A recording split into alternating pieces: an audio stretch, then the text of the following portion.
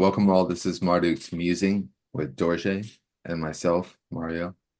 And we're going to be doing the Mars Direct for Sunday. And today's Friday. We're recording on the day and the hour of Venus. And Dorje, how you doing, man? We've been back and forth Uh, on this. What's going I, on? I, I, I'm pretty feeling pretty grounded to a pulp by this Mars retrograde over the last 80 days. And as our followers know, because they're highly educated in astrology, but Mars retrogrades for 80 days, some 80 days, every 2 years, 2.2 years, 2 months. And what's interesting about that is of all the planets in our solar system, Mars retrogrades the least. And so I think everybody gets into like, well, Mercury retrograde. Mercury's retrograding 3 times a year for 6 weeks, like 18 weeks a year. Yeah. We're all used to Mercury retrograde. Like our nervous systems as human beings are like, hey, Mercury retrograde. Yeah, I got this. I understand. Mars retrograde once every 2 years for 80 days. Our nervous systems have no idea what to do with this shit, you know? We Yeah. we get pummeled by it. And then we forget, like if you go back to the last Mars retrograde in Gemini, people are like, "Oh my God, that was so hard." And then we all forget. And then Mars retrogrades in Leo and Cancer. We're like, "Oh my God, everything's falling apart. Like fascism's taking over America. The wars are, increasing and all this." And it's just like, yeah, Mars retrograde is a wrecking ball.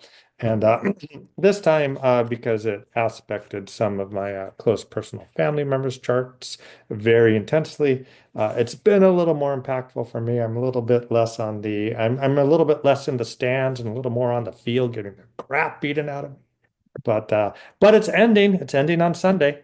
How about you, Mario? Have you been? Well, I don't know if I can follow up. Mars and Cancer, right? The home is destroyed, like not destroyed, but home is rebuilding, remodeled, like so many things need to be taken care of at home. Like it's been so many distractions at home. And then with Mars and Leo, that hit some of my personal planets. So I'm happy to be pushed forward. But that Saturn square my Mars has been just like dragging me down. Like I'd have no consistent energy. It's just been turbulent with Yeah. organize my life because too many things happen I plan at this time, but happens at that time. And, it just makes for chaos. The chaos is fine. Chaos is what it is. You kind of take chaos and you employ it, to do your bidding. What else can you do? So, so that's what it is for me. So now we got, as you said, we got Mars direct. So what are we doing with that? We got Mars direct about 8 days before the beginning of Mars or March, however you want to say that, right? So that's 8 days before a Venus retrograde in Aries, which is happening conjunct Aries moon and all the outer planets, some of the outer planets in Pisces, the North Node in Pisces, all this Pisces energy, all this kind of outgoing energy, right? Because we're moving into Aries. A lot of the planets are moving to Aries. And so what is going on? It feels like a huge ending, a huge transition, denouement, or climax of some sorts that's occurring all around us. How do you feel? What's your pulse on the collective?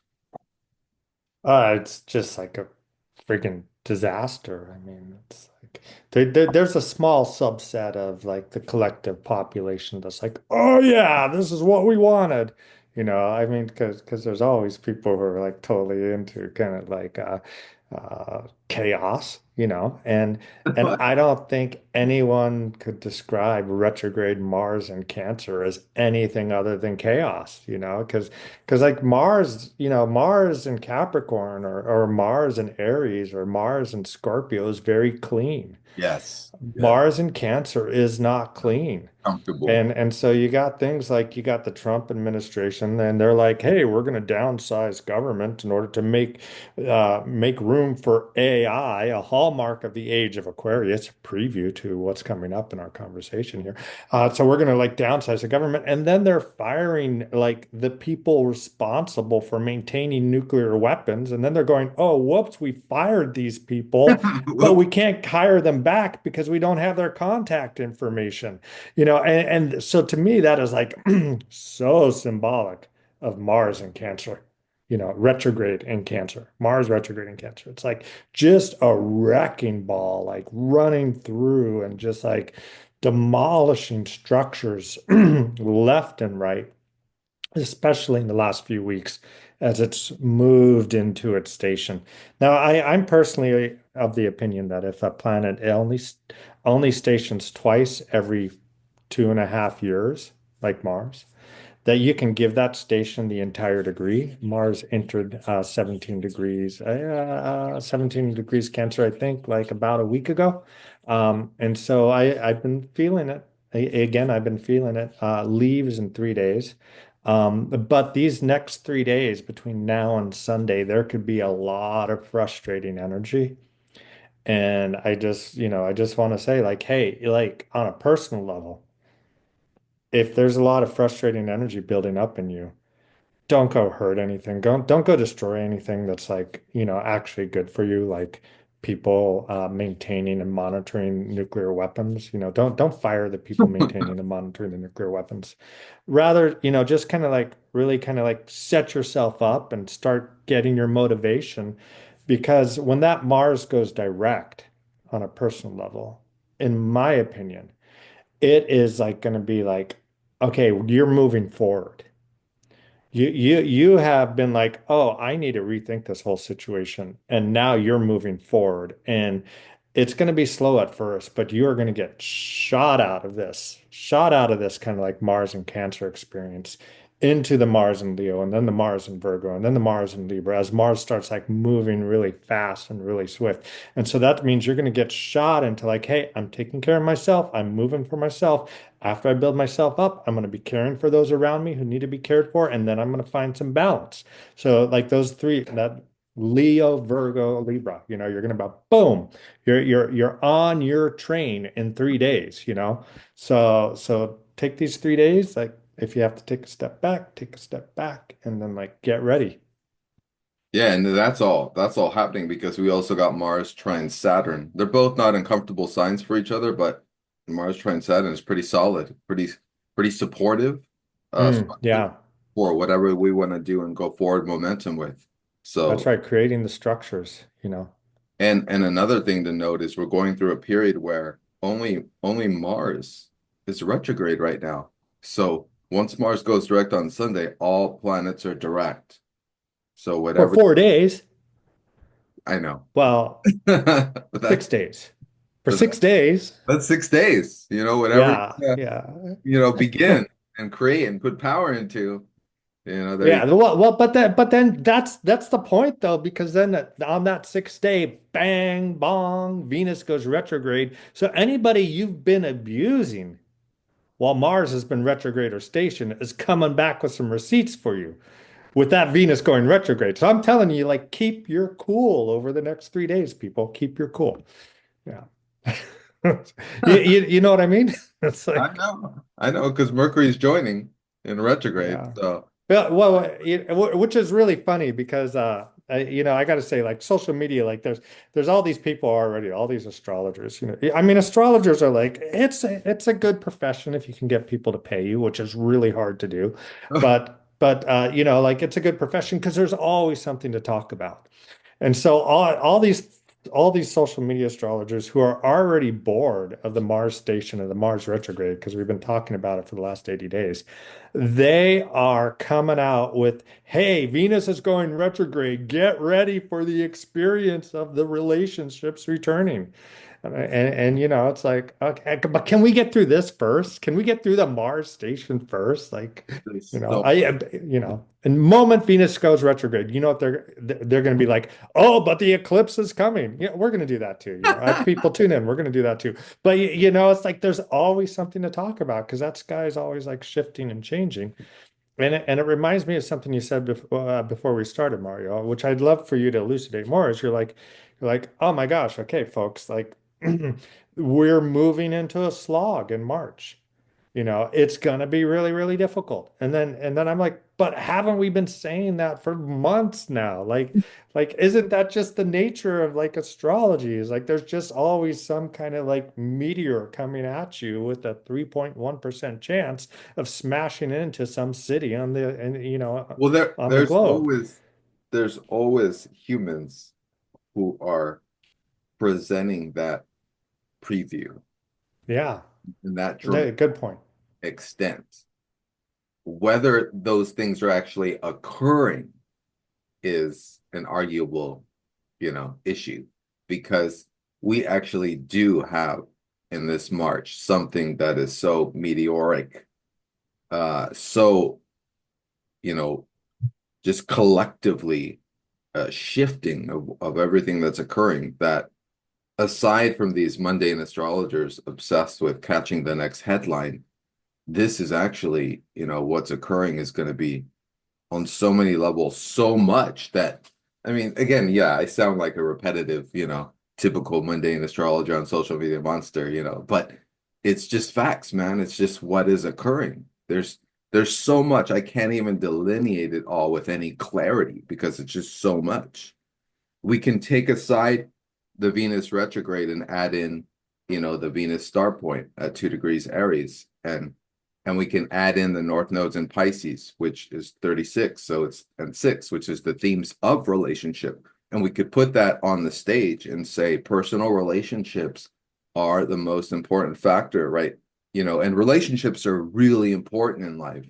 So I almost want to put that right there as the first and most important factor that we're dealing with in March and all the way till June. But there's other issues as well. There's our energy and what we're doing with it and how we're focusing it or how we're wasting it. And that's Mars. But you already addressed that, and Mars is with us. Mars is moving forward. Mars is structured with Saturn. That's powerful. And then there's all these planets in Pisces moving out of Pisces into Aries. This is, I think, the big thematic that we all need to be aware of because this moving away from Pisces is a huge loss of an old world and the beginning of a new world. And the questions are, what are we taking with us from this old world into this new world? What can we hold on to and what can we let go of?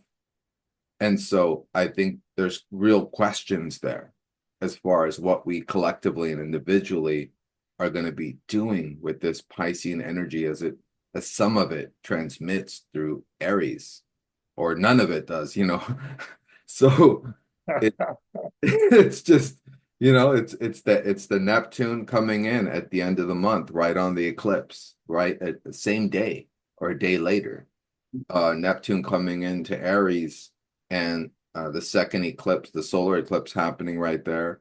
It's Saturn coming into Aries in May 25th, which is going to restrict all this energy coming in March. So we're looking at a huge dance of perspectives of dichotomies, dualities, which is what it is here in the soup. There's always the shadow, there's always there's always choice as far as what frequency we're going to express our reality at, in a higher frequency or in a lower frequency. So, we want to do our best to keep on the higher. How do we keep on the higher? We make sure we're focusing and taking responsibility for what we want structured in our lives, and that's our contribution to the collective. Oh yeah, no, I think so. And that's, really part of what is at the crux here is we are, as we talked about in our episode about the forecasting for the year, we are in a period where all of these outer planets are shifting into new signs. And it's like, well, it's 2,700 years ago, the last time Neptune and Saturn like conjuncted and moved into Aries at the exact same time. that was a change in the epoch. That was like, that I mean the positive side, that was like Plato and Socrates and the beginning of personal astrology. It was a movement towards the individual, towards the idea that humans could have free thought, that it wasn't just like the pharaohs or the kings of Babylon, or the great hero kings of Greece, but it was individuals moving through their lives. You started coming to an understanding of that. And we're so that the idea, the shift in humanity that occurred then with that thinking, epic, totally epic. And so we're experiencing that kind of shift again. And the hallmark of that shift, I think, is before you move into it, there has to be some destruction of the social fabrics that define what being a human is. And in my mind, what defined being a human is over the last, maybe like 300 years, maybe more, maybe the entire 2,700 years is is productivity, you know. At least from the Western perspective, But that Western perspective where being a human is defined by productivity was so effective over the last 2,700 years that that perspective took over the entire globe, creating a lot of resentment from the rest of the globe over like, hey, you guys just ran us over with your productivity and your efficiency. Like, hey, Romans building roads, efficient, conquer the whole world. First, wipe out 90% of Gaul, carry that over to the Americas and to Asia, wipe out 90% of the Americas, totally take over Asia and subjugate all the peoples there. Like Everywhere. that efficiency over the last 2,700 years has been the name of the winning human game, along with the development of the idea of the individual persona and soul within the context of that efficiency. What's next? Probably, if humans are going to survive, if we're not going to go the way of the Neanderthals, which, at some point were outbred and outsmarted by the hominoids, Homo sapien sapien, then we have to shift into valuing something other than efficiency, because the AI cybernetic, artificially enhanced human being is going to be way beyond you and me on efficiency. And they're going to take over really quick if that's how we're defining the game. And so then we have to destroy this type of social construct, or not we, I mean, but this social construct of efficiency is the definition of the game. Hopefully, is part of what's being destroyed currently. That's brilliant. I'm going to put on top of that what you're really essentially almost saying, and that is to the effect of this. I don't know what we can call it. We can call it anything we want, a religion of efficiency, a cult of efficiency. This is all, this has been a epoch of, it doesn't even matter the name. Everything has been geared in this direction. So we've Mhm. been feeding all these different egregores, which is almost the same egregore because they're all extremes. So finding as humanity a balance where, for example, we're not completely giving away our soul and our spirit and our energy to AI efficiency, and neither some cultist, extreme primitivist perspective or religion against AI, but rather finding a capital B balance in the sense that we're just not subjecting or giving away our complete essence of how we live to any or either extreme or egregore of control is really the key. So not falling extreme into any religion or any cult system, which is what kind of Neptune and Saturn together propose, is the real key. Mm. A Yeah, time nice. where we are Nice. no, yeah, a time where we are no longer using what you said. It was brilliant because it's what it is. It's like no matter what we get into it with this Western, mind over mind, right? Because this is a very airy, Western culture is very air based. It's very mental. So its whole setup is mental efficiency Yes. in Yep. whatever you do, in whatever way you do it. So we need a new, or perhaps we can create a new vision of heart, you know, or emotional intelligence, kind of like human design poses is occurring in 2027, where we're not so top and mental heavy, and we're actually somehow being in an energy of just not extreme and still retaining our individuality and collective support through it. Yes. Yeah. Yeah, no, exactly. And so then how do you see that playing out over the next week and the indications of that based on the Mars direct chart, station direct chart, which I know you have on your screen and you were going to pull up. So I want to hear what your thoughts are on the details of this pivot point, because I do think it is a pivot point. It is a pivot point, and I added all the darker asteroids because I always like to see the underpinnings of what could be occurring that we're not seeing clearly.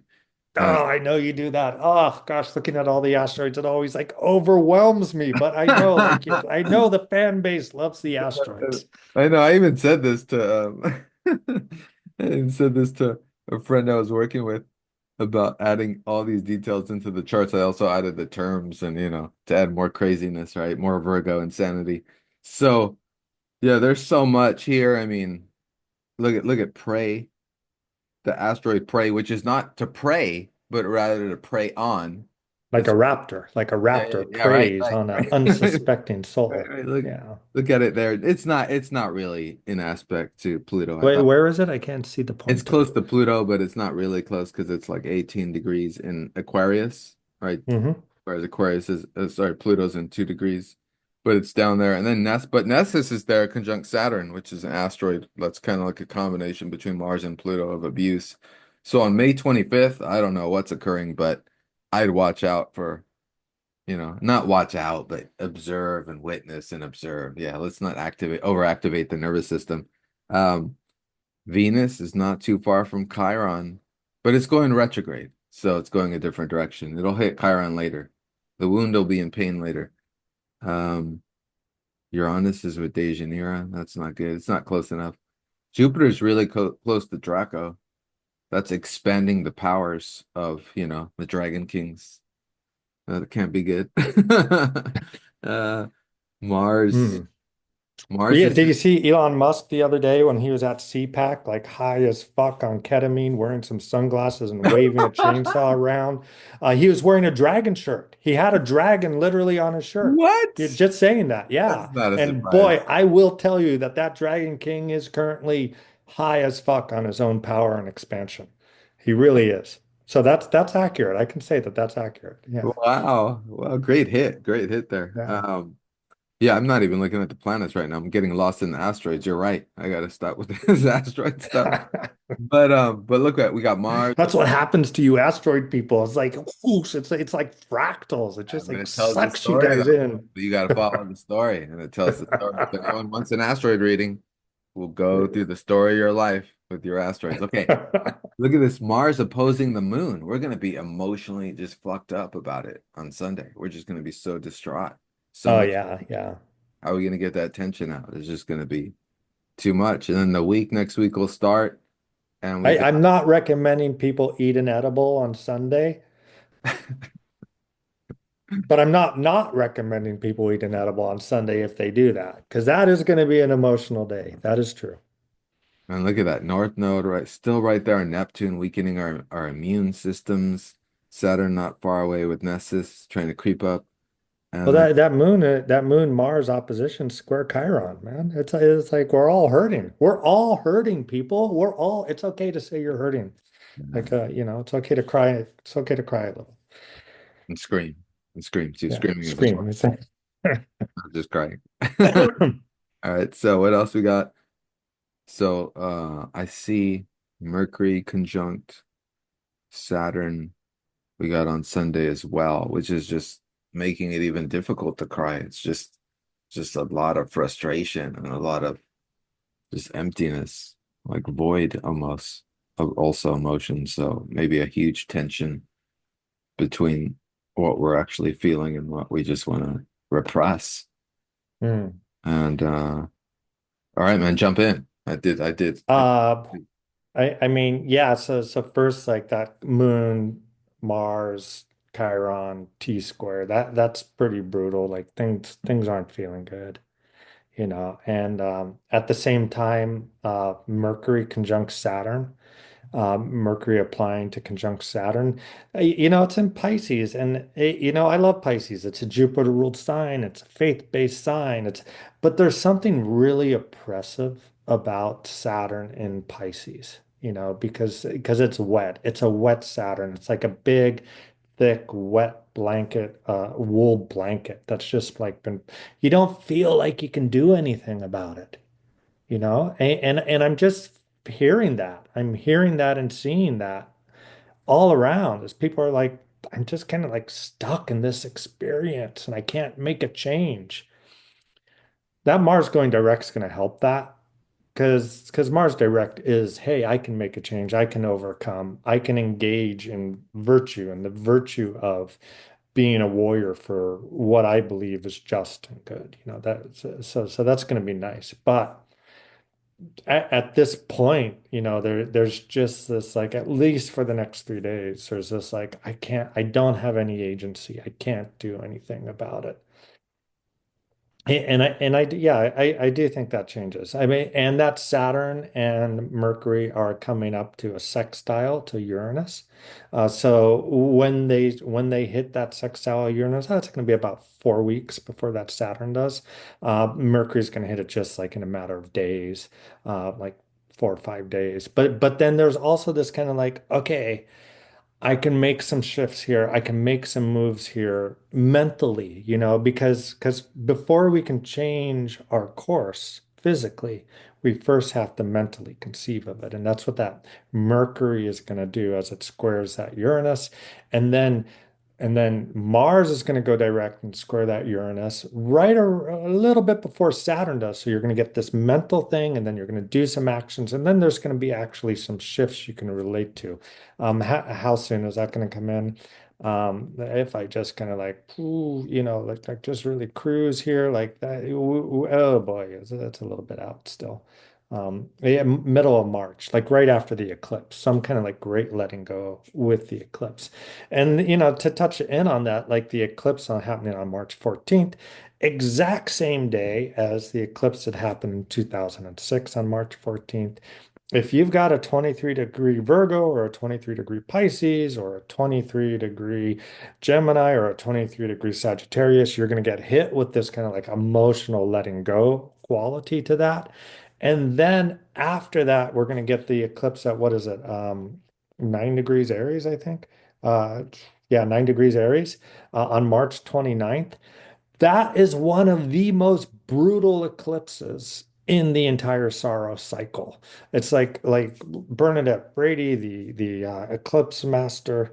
Um, she's like, well, this eclipse usually incurs physical injury, so yeah. don't be surprised if something doesn't blow up on that eclipse day. You know, like very physically, very much like bodies being dropped into the meat grinder. Sorry, I don't mean to project negativity onto the future. But that is that like all of this is just like that ramping up of the energy. And that 9 degrees Aries, um, where that eclipse is going to be happening, that's where uh, 1, 2, 3. That is right about where Venus is when Mars goes direct. So Venus is just right on that 9 degree, 10 degree Aries point when Mars goes direct. So watch how you relate or watch to information having to do with the feminine on that day when Mars goes direct. Watch about or relationships, like you said, because I tend to, I flatline Venus as a feminine. It's also relationships, it's also art, it's also creativity, it's also children, it's also the enjoyment of phenomenon of life. So just watch how those relationships are going on that day, because that might be a relation, there might be something indicating a relationship that you're going to be letting go of uh, at the end of March when that eclipse hits. Well said. I just want to add in Venus also rules finances. We have There Venus you go. Yes. Wow. Ooh, retrograde. interesting. The first eclipse on March 14th looks like it could be a huge impact and maybe crash and rises and crashes for, crypto stock markets, I mean, it looks like huge impact. We've been watching it for a while in relationship to finances. And then I'll say, because, we've said all this just like a hammer, I'll just say this for guidance for people. Um, Use breathing practices to Yeah. organize your mind so that it doesn't get out of control. Use meditation for your spirit daily so that when you're not meditation, you can be fully present with others in the world. And use movements, exercises for your body and put it all together and keep your habits and your daily structure solid for the whole month of March. I'm starting a journal for March and I'm going to Hmm. write in it every day because I want to Hmm. assess and also make sure that my energy is focusing on what I need to do for my life and for the people I love in my life and how that will affect the larger collective because there's going to be so much drama on the world stage that is going to attempt to pull and feed off our energy. And we don't want to give our energy away to it. We want to make sure that we're focused on our spirit's goals. No, for sure. That's brilliant. The journaling is really good. Like just whatever it takes to like ground in. And you and I are always about this on Marduk's Musing. We're about what does it take to ground into your own soul, to keep your soul true so that you can also keep your friends and your family's soul true and be a point of grounding for them, you know. Yes. And is that journaling, is that breathing exercises really, really important, really, really good.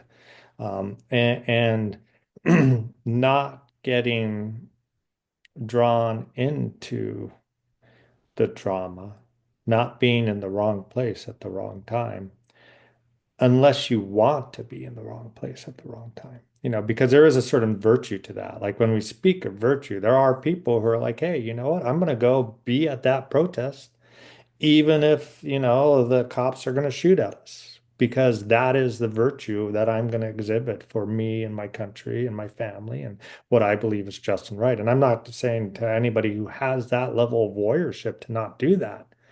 But if that's not your path, then like, just, staying in your lane and being productive and being creative, because in the end, in my opinion, and my thought process, and it is that creativity itself is the world soul expressing itself through the individual. And so your creative process is how you contribute to navigating or directing the world soul. And your creative process might not even be known, but it's still contributing to it. Every positive prayer is still uplifting the world, even if it's not seen in the moment of the experience and the world zeitgeist. I feel strongly about that. Well said. Only thing I have to add is something I add a lot, which is, make your focus this month not doing too much, but as Dorje noted, if your spirit is planning, if your whole focus is planning to go in one direction, it could be left, and all of a sudden your spirit comes forth and says, "We're going to make a right," then you make that right, then you True. externalize, you go in this direction. We have to make our plans, but we follow the spirit, our soul. So uh that's what it is. Any last words, Dorsey? I think we're good. No, thank you. Yeah, I appreciate like being able to go over this. It really kind of like helps my mind clarify some of the questions I have. Yeah, thank you. Thank you, Thank Mark. you. No, it was brilliant. Thanks everyone. Let us know if you enjoyed the video. Dorsey's at heartastrology.com. I'm at Plutonic Planes, and we'll see you guys next time. Yeah, take care.